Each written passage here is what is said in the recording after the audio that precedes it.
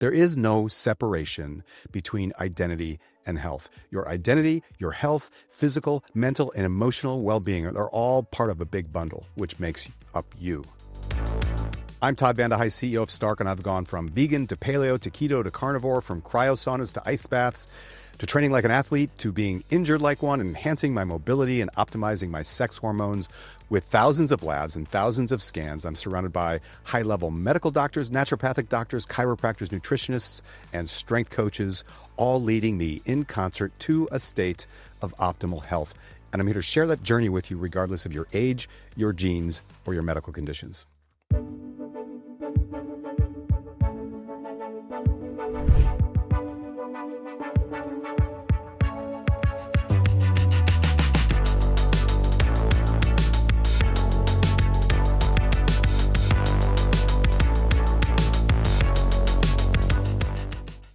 In our last episode of Young Men, we explored how the term toxic masculinity emerged and how culture began to critique certain traditional traits in men like stoicism and emotional restraint or dominance. But today I want to look at what's happening inside the men who are trying to navigate that new landscape biologically, psychologically, and emotionally. Because underneath the social conversation lies something that I think is much more pressing, that young men are truly struggling, not just with their identity, but with their health, which, of course, bleeds into their identity. Because underneath the social conversation lies something much more pressing, that young men are really struggling. They're struggling with their identity, not only, but with their health. And as you explore what that means in depth, you'll come to the same conclusion as I, that there is no separation between identity and health. Your identity, your health, physical, mental, and emotional well-being are all part of a big bundle, which makes up you. And in my non-professional opinion, physical health, I strongly believe, is the easiest to influence. It's the absolute easiest change to facilitate. And by that I mean doing things that we know humans benefit from that also impact emotional and psychological health is much more straightforward. It's much more easily executed. Taking a close look at hormones, for example, in my opinion, is a great first step. Testosterone, the hormone associated with male vitality, is declining at historical rates. Studies show that men in their 20s today have significantly lower testosterone levels than their fathers or grandfathers did at the same time. We have seen this for years at Stark, where a 50-year-old male comes in with his 18-year-old son, and the 50-year-old, who is 30 years into the process of andropause, has higher testosterone levels than his 18-year-old son. And I don't have lab results from back when I was 18 because that was in the dark ages when it comes to health. But knowing how I felt, I am sure that they were hitting the absolute ceiling. But why do we have this problem? It's a question with, I think, a multifactorial answer. A bunch of things, including chronic stress and poor sleep and processed food and lack of sunlight and inactivity. They all play major roles. This is especially for young men. Having access to the world's porn in their pocket and highly addictive video games, both of which are interrupting sleep and sex hormones, is a massive problem because it is shaping who they become physiologically in the future.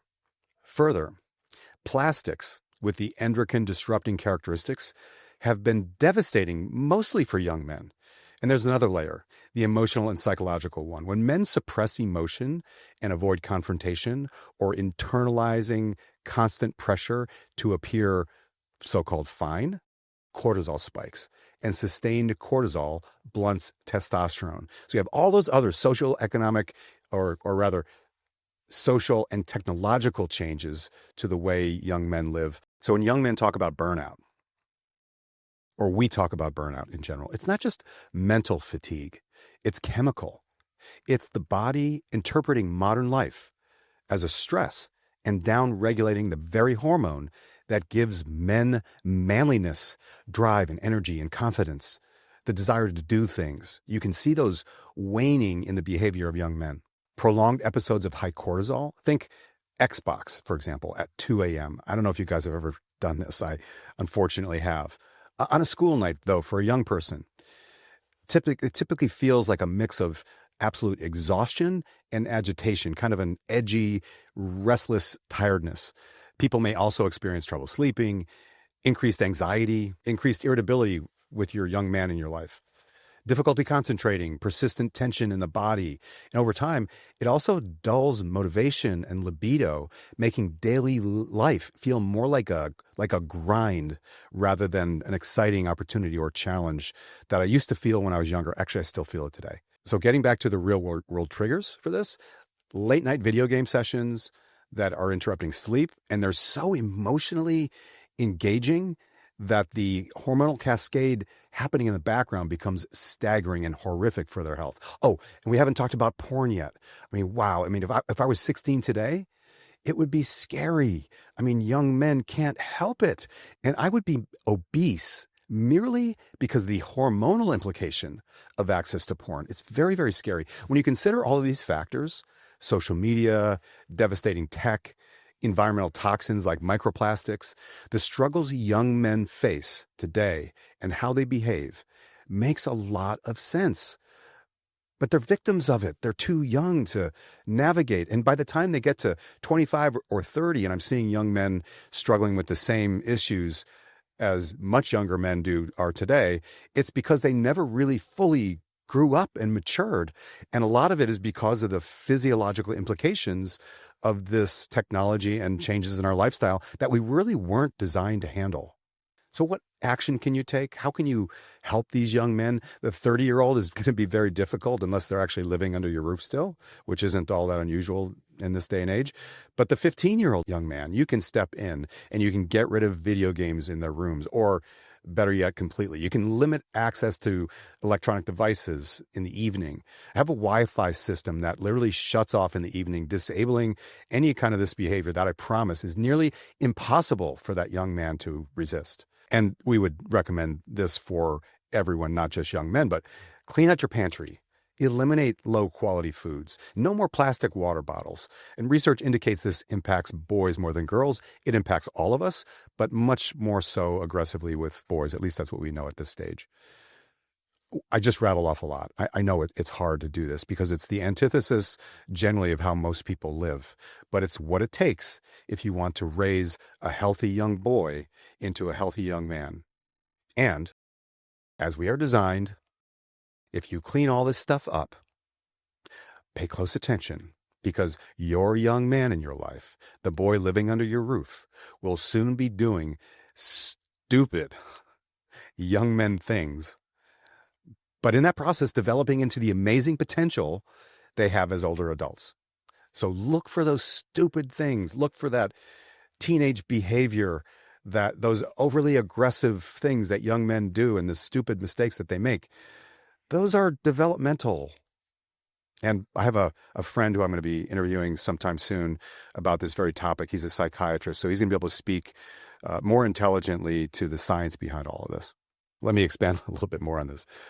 That all sounds ridiculous, that they're going to be doing stupid things and that's a good thing. I mean, I just listened to somebody talk about how young people need to go and drink more like they did when I was young, for example, because they're just not doing it anymore, which springs into the social implications of not drinking, which I think is a really interesting concept, because I am fundamentally opposed to alcohol as a part of a health journey because it generally prohibits that. But if you think about young people and they actually have the ability to handle the brutal implications of drinking, the social development of that young person through the use of alcohol is probably kind of helpful. And please don't spin this into something off that is not connected to what I'm speaking to. This is specifically for young people. So you 40-year-old dude listening to this, don't think I'm telling you that you should go drink.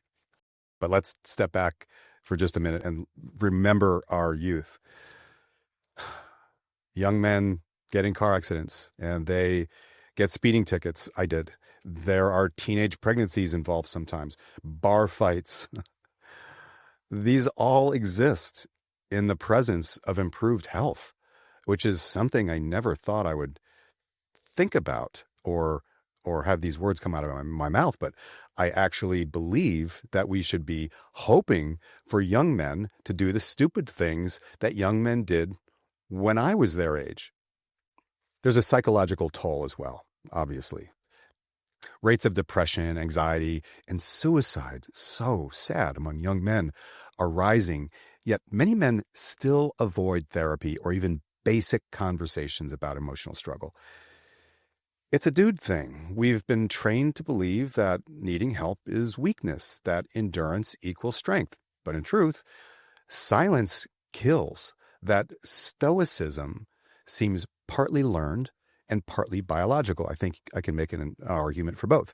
Evolutionarily speaking, emotional restraint may have provided survival advantages in danger or in competition, but cultural norms amplified that. Teaching young men that vulnerability equals weakness is a problem. The combination makes it feel designed, yet it's mostly conditioning layered on top of adaptive instincts. Considering this in modern contexts, especially older, developed men like me, we need to teach young men that learning about and embracing their emotions is not a sign of weakness, but a sign of strength. It's literally, in my opinion, a display of courage to show your weakness, which in our modern context, which is generally less violent, hopefully, turns into a show of strength. At the same time, developing the young man's body physically provides a critical sense of confidence and power that doesn't need to be wielded for violence or with violence. It's just there just in case. Having that sense as a young man is a position from which to develop. And as per the few 100,000 years of predecessors, because Homo sapiens are roughly 300,000 years old, I think, having physical health and strength in and of itself can put limits on the psychological impact of growing up to be a healthy young man, which for me was hard enough without the current modern day ravages of technology.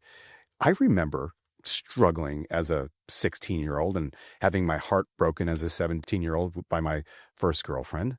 They were difficult times, lonely times, fearful times, awkward feeling. And that was without all of the challenges that our young men face today.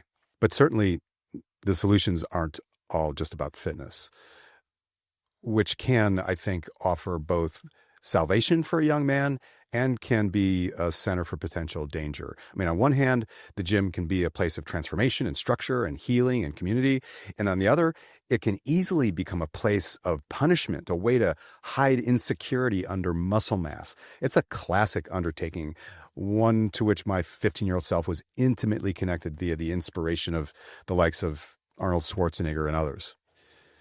It's really not the ideal pursuit, but because young men are so unhealthy as of late, as a father, I would prefer the pursuit of weightlifting to push back against the insecurity than the replacement of what we're currently seeing, which is a holistic health disaster, primarily among young men.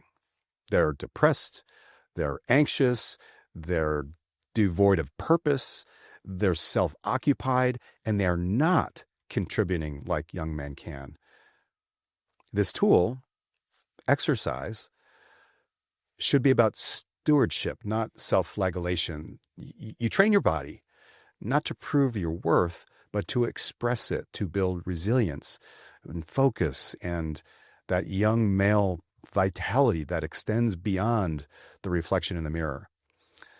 That youthful aggression and competition found in a gym environment is constructive, not just for young men, but for all people. But I sense young men are more in need of that than others. And so fitness is sort of a language of self-respect, just by getting yourself to walk through that door and go into the locker room and change. And maybe you end up just sitting on the edge of a bench watching one of my Instagram videos, hopefully not. But going through that process in and of itself indicates self-respect, which is an important part of development as well.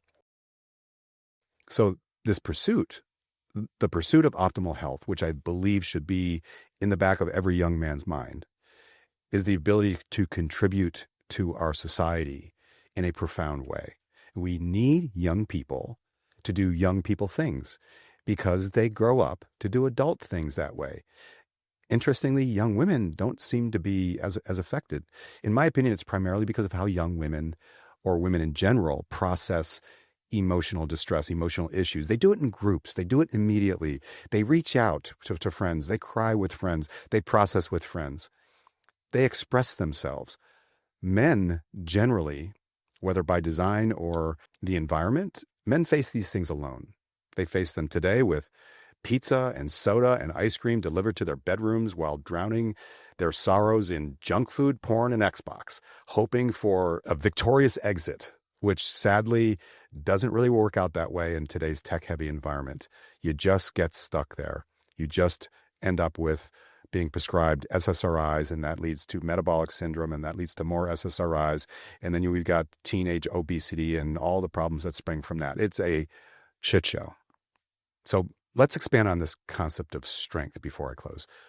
Real strength isn't about dominance or toxic masculinity or emotional numbness or stoicism. It's the ability to face discomfort honestly, to own your decisions and to live in alignment with your values. That takes strength.